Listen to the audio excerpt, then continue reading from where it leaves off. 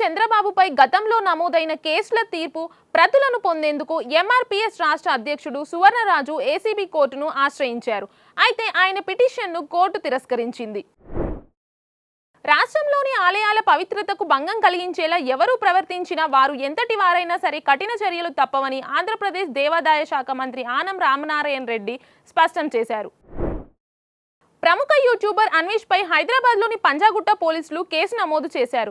సనాతన ధర్మంపై, హిందూ దేవుళ్లపై అనుచిత వ్యాఖ్యలు చేశారని సినీ నటి కరాటే కళ్యాణి పోలీసులకు ఫిర్యాదు చేసింది.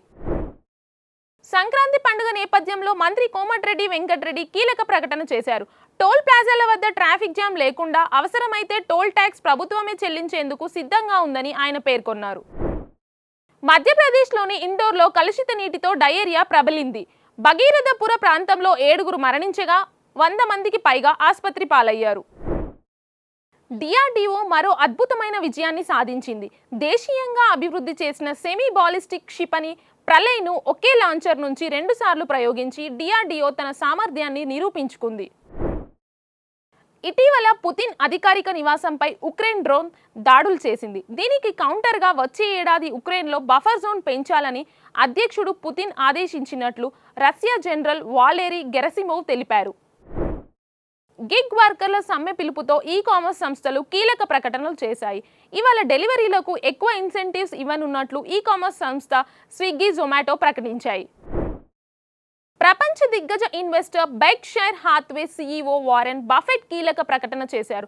తన పదవి నుంచి వైదొలగనున్నట్లు ప్రకటించారు. 60 ఏళ్ల పాటు ఆయన సీఈఓగా కొనసాగారు.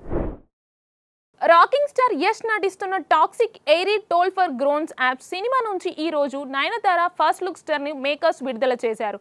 ఇందులో ఆమె గంగా అనే పవర్ఫుల్ పాత్రలో కనిపించనున్నారు. పాన్ ఇండియా స్టార్ ప్రభాస్ నటిస్తున్న ది రాజాసాబ్ నుంచి మరో ఆసక్తికరమైన అప్డేట్ వచ్చింది. ఈ చిత్రంలో కీలక పాత్ర పోషిస్తున్న నటి రిద్ధి కుమార్ ఫస్ట్ లుక్ పోస్టర్ను చిత్ర బృందం బుధవారం విడుదల చేసింది.